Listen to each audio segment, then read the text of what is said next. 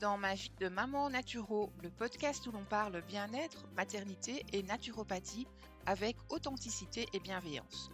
Aujourd'hui, je vais te partager une découverte qui a littéralement changé ma vie, mon intolérance aux protéines de lait. Pendant 20 ans, j'ai souffert de symptômes mystérieux, des crises d'apnée nocturne, des quintes de toux incontrôlables, une sensation d'étouffement, et pourtant je n'avais aucune explication.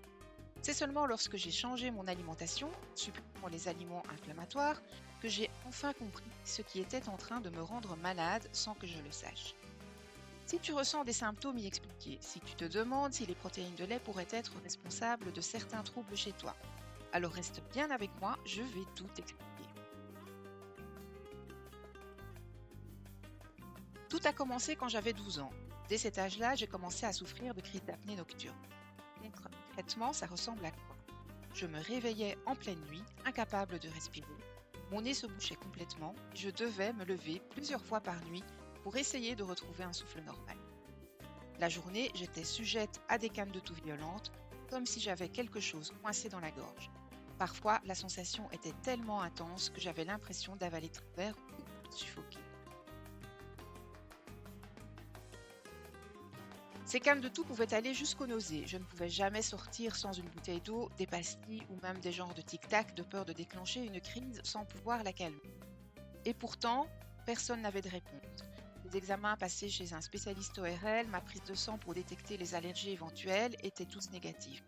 Et pendant des années, j'ai appris à vivre avec ces symptômes, pensant qu'ils faisaient partie de mon quotidien.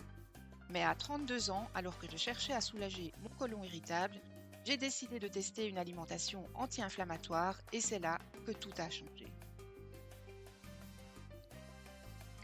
Dans mon rééquilibrage alimentaire, j'avais décidé de supprimer 3 grands types d'aliments inflammatoires, le gluten, les sucres raffinés et les protéines de lait. Au bout de seulement 3 semaines, j'ai constaté un changement radical. Je n'avais plus de quintes de toux en journée, plus d'apnée nocturne, je dormais enfin sans me réveiller suffocant, une meilleure respiration, plus aucune sensation d'étouffement. Et c'est là que j'ai compris, mon corps réagissait aux protéines de lait depuis plus de 20 ans sans que je le sache. J'ai alors commencé à faire des recherches et j'ai découvert que beaucoup de personnes méditerranéennes, comme moi qui suis d'origine maghrébine, sont génétiquement plus enclines à être intolérantes aux protéines de lait. Mais ce n'est pas tout. Ce qui m'a marqué aussi dans mes recherches, c'est que le processus de fabrication du lait d'aujourd'hui le rend encore plus difficile à digérer. En fait, le procédé UHT, ultra haute température, qui permet de conserver le lait plus longtemps, modifie complètement sa structure. En fait, il fractionne les protéines de lait en molécules plus petites, ce qui les rend plus allergisantes. Et chez les personnes qui ont une perméabilité intestinale, comme avec une table, eh bien, ces molécules peuvent passer la barrière intestinale et provoquer des inflammations chroniques. J'ai aussi découvert que je supportais mieux les produits issus de lait cru. Pourquoi? Eh bien parce que le lait cru n'est pas chauffé à haute température et donc les protéines restent intactes et elles sont beaucoup mieux reconnues par l'organisme.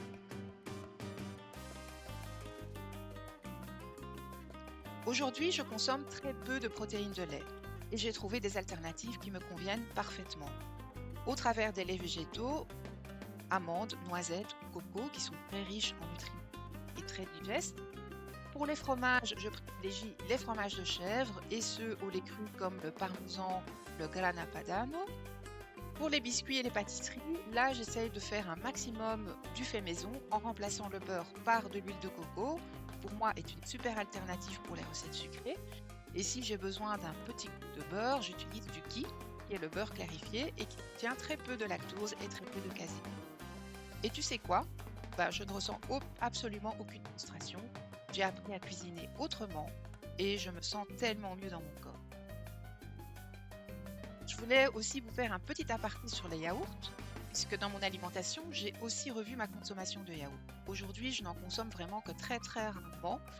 Et si j'ai vraiment envie d'un yaourt, je vais privilégier les yaourts au lait de coco ou au lait d'amande, qui sont aussi beaucoup plus digestes. Le lait de coco, lui, il a un léger goût exotique qui est aussi très agréable et qui sont beaucoup plus riches aussi en nutriments.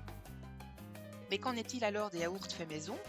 Eh bien, il faut savoir que certains intolérants aux protéines de lait tolèrent mieux les yaourts maison au lait animal notamment parce que la fermentation permet de prédigérer la lactose et des protéines de lait.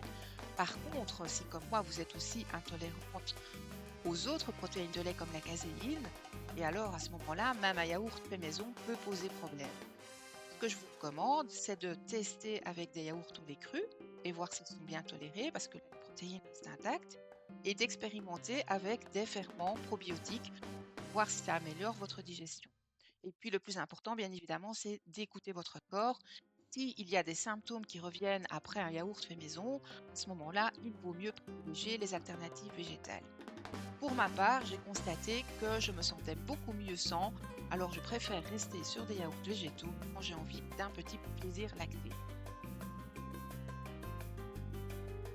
Si tu ressens des symptômes inexpliqués comme des troubles ORL, rhinite, sinusite, tout inexpliqué, des troubles digestifs chroniques, des problèmes respiratoires nocturnes ou de la fatigue inexpliquée, alors pose-toi la question des protéines de lait. Chaque organisme est différent, mais peut être intéressant de tester un arrêt temporaire pour voir comment est-ce que ton corps réagit. Si cet épisode t'a parlé, n'hésite pas à me laisser un commentaire pour partager ton expérience, t'abonner au podcast pour ne pas manquer les prochains épisodes et me rejoindre sur mon compte Instagram ou Facebook Mairie Naturo ou sur mon site web zagara.be pour échanger et approfondir ensemble. Merci de m'avoir écouté, soin de toi et à très vite, ma vie de maman naturo.